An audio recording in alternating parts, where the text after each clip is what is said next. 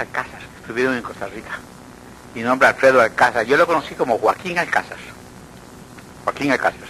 Caballistas mexicanos, fugitivos de una revolución fracasada en México. Entraron en amistad con los Monjes, con los Molina, vecinos nuestros, ¿verdad? Y ahí se desarrolló una vivencia campestre costarrico-mexicana. Don Pedro de Casa fomentó las carreras de caballos, junto con Ruperto Molina. Los domingos a las 3 de la tarde era un acontecimiento muy sensacional ver todos los caballistas de Cartago en esquina del higuerón del cementerio, higuerón discutido, que lo voy a discutir con mi compañero de trabajo, Rogelio Coto, ¿verdad? Históricamente, higuerón muy discutido. Y de allí las carreras eran arrancar desde el higuerón y llegar allá a la esquina norte de Taras, por donde pasa ahora la carretera que da para San José. Pedro Alcázar ganaba carreras, perdía carreras. Nosotros chiquillos nos agazapábamos en unos zanjones que habían en cada lado de la calle a ver pasar los caballos a las 3 de la tarde. Y iban damitas muy engalanadas en busca de galantería. Los señores de Cartago llegaban allá al cementerio en unas tardes, como se dijera en España, las tardes de toros, ¿verdad? Las tardes de ruedo. Nuestros ruedos fueron esas carreras de caballos fomentadas por Pedro Alcázar, Joaquín Alcázar, que dice don Rogelio Coto que se llamaba Alfredo, yo lo conocí como Joaquín, y eso dio una entretención en las tardes de los domingos. Los domingos en la tarde, cuando hacía buen tiempo, había que ir a la esquina del cementerio. Caballos, damas con sus sombreros, coches tirados por caballos. Era un espectáculo verdaderamente bello, una de las cosas más hermosas que tuvo la Cartago de principios de este siglo. Ahora voy a cometer, para salir del apuro, un tema que una familia de Guadalupe me pidió, pero me prohibió decir su nombre. Antes del terremoto, el clima en Cartago era realmente frío, se trataba de un clima frío. Había en invierno tormentas, llovía, venía un viento del oeste que nuestros mayores llamaron el vendaval. Y era una cosa tan sabrosa, tan impresionante, ver que el vendaval venía oloroso a montaña, olía a montaña. ¡Qué espectáculo! El olfato en la ciudad, sentir el olor de la montaña. Era que la tempestad había pasado por todos esos lugares de lo que era la Lima, con esos bosques, y se salía hacia la ciudad el olor de los bosques. Ese viento del oeste, cuando era muy violento, nuestros mayores lo llamaban el torbellino, un torbellino, pero no pasaba de ahí. Nunca hubo nada climatéricamente extraordinario en la Cartago de antes del terremoto. Y así fue unos años después del terremoto, hasta que en 1914, según informaciones muy concretas que he conseguido, sucedió en Cartago un domingo de octubre a las 12 del día un fenómeno extraordinario nunca visto anteriormente en Cartago, y que los sabiondos de ese entonces, que nosotros hemos tenido muchos sabiondos, ¿verdad?, dijeron que la culpa de eso la tenía el Canal de Panamá. Era por culpa del Canal de Panamá, ¿verdad? Yo chiquillo pues me llevaba las uñas a los labios, a los dientes, viendo para arriba un señorón sabio que decía, no, la culpa de esto lo tiene el Canal de Panamá. Pero ¿cómo puede ser? ¿Y qué es lo que sucedió ese domingo terrible? Fue un domingo terrible. Hizo muchísimo calor, era octubre, y se puso una negregura por estos lados del convento, ¿verdad? Y comenzó un rugido en el cielo que no era un trueno, sino un zumbido ensordecedor e imponente. Las gentes volvieron a ver para arriba aquella oscuridad, aquel ruido, y después comenzaron unas nubes a presentar un borde rojo, rojizo, tornasol. Nunca se había visto eso. Y el ruido se combinaba con aquel color que comenzó a girar. Poco a poco se comenzaron a ver en las alturas de la atmósfera cerca de las nubes, unas cositas como papelitos, y eran láminas de zinc de las casas de Cantarrana, de aquí, de este lado oeste del Paraíso, de Caballo Blanco, un óleo de láminas de zinc. Bueno, ¿y aquello qué era? Nunca se había visto. Entonces, alguien dijo, eso es un huracán en el cielo. Me topó, otra vez volvemos a don Arturo González Rivera, el negro Ketty, el jefe de nuestra pandilla, y me dice, ¿vieras qué feo? ¿Qué? Un huracán entre el cielo, un huracán entre el cielo, ¿cómo es eso?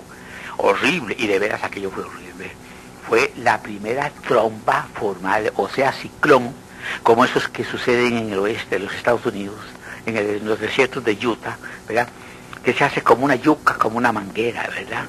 Se arremolina el viento y comienza a girar con gran velocidad, ¿verdad? Y por donde pasa esa yuca, digámoslo así, es capaz de destapar la bóveda de un banco, porque es un vacío, y entonces el aire de las casas tiende a ocupar ese vacío, ¿verdad? Entonces destapa el techo, destapa la casa, y todo se va arriba.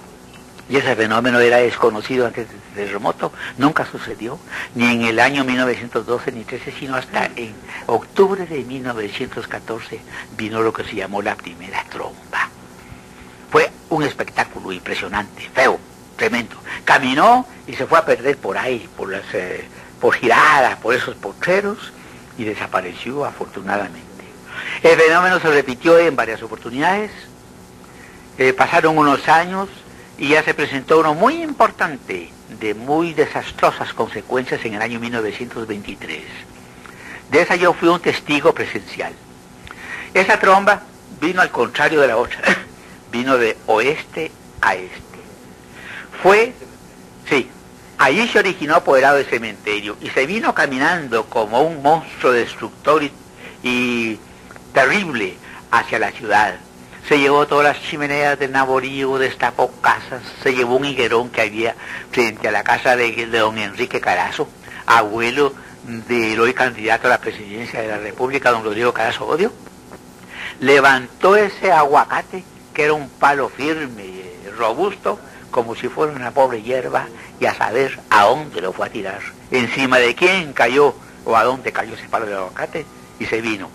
Entonces, en el convento, al ver los padres del convento el peligro en que estaba la iglesia y todo el edificio del convento, salió Fray Dionisio al frontispicio del convento con el Santísimo, y donde venía el monstruo, le echó la bendición. Y en ese momento yo vi que se deshizo, porque yo trabajaba en una imprenta. Fray Ramón había llegado y había dicho todo lo contrario de que hay que hacer. Cierren puertas y ventanas, al contrario, abran puertas y ventanas para que el aire salga libremente, aunque nos amenace asfixia. Pero al cerrar puertas y ventanas hubiéramos estallado como una bomba. Pero afortunadamente, esa bendición de ese santo varón, un trasunto, digámoslo así, de San Francisco de Asís, una custodia enhiesta ante ese enemigo sombrío de la tromba, la desbarató inmediatamente, con la consecuencia de que se vino sobre Cartago un aguacero tan tremendo como nunca se vio jamás. 1923 fue esa. Después se repitió el fenómeno varias veces, pero el caso es que antes del terremoto jamás sucedió lo que se llamó tromba. Había vientos fuertes. El 2 de agosto de 1910 hubo lo que se llamó un huracán, ¿verdad? Pero era un huracán, lo que se llama corrido, ¿verdad? A mí me llevó casi, yo no pude entrar a casa. Tuvo que ir un señor que pasaba lista a los obreros que estaban haciendo los caminos de la calle Real, don Pedro no sé cuántos, a las súplicas de mi madre, corrió a agarrarme y a devolverme y meterme a casa, porque el viento me llevaba ya casi, y me iba a llevar hasta la Lima. Pero ese no era el fenómeno a que me refiero. Ese fenómeno, la tromba, porque mucha gente me ha preguntado que si yo recuerdo de eso, que si tengo informes. Los informes que tengo es que la tromba propiamente dicha, el ciclón tipo oeste de los Estados Unidos, que se arremolina sobre sí mismo y desciende de la nube, y baja a tierra, y levanta todo lo que se atraviesa, y arrasa con todo, hasta con una bóveda de un banco, la hace estallar como una bomba. La tromba se presentó por primera vez en Cartago un domingo de octubre de 1914, después de un tremendo calor, y que el cielo parecía tornasolado, según el roce de las partículas de aire en la fricción con esa rotación trágica sobre sí mismo, haciendo un chorizo devastador. Fue esa la fecha de 1914. Después se repitió, ya hace unos 10 o 2 años, hubo una por el Aferradero Murillo, que destruyó muchas casas de gente pobre, y en las que intervino, recuerdo el que entonces tenía Radio Victoria, don Emilio Piedra, intervino en una campaña de beneficencia para reconstruir las casas de las pobres gentes que habían perdido su albergue por ese conato de pero ese fue un conato. En cambio, la de 1914 fue una trampa formal, tremenda. Yo nunca he visto una cosa, no se ha sabido de una cosa igual. El torbellino, día antes del terremoto, era un viento fuerte, preludio de aguacero, que traía a la ciudad el olor de la montaña. Era rico, traía el olor de la lima.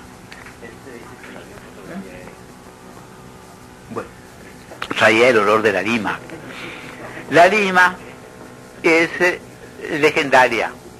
En los amaneceres, caminar hacia la lima era un espectáculo maravilloso que quisiera ver turista en el mundo que hubiera visto en alguna parte del mundo una cosa igual.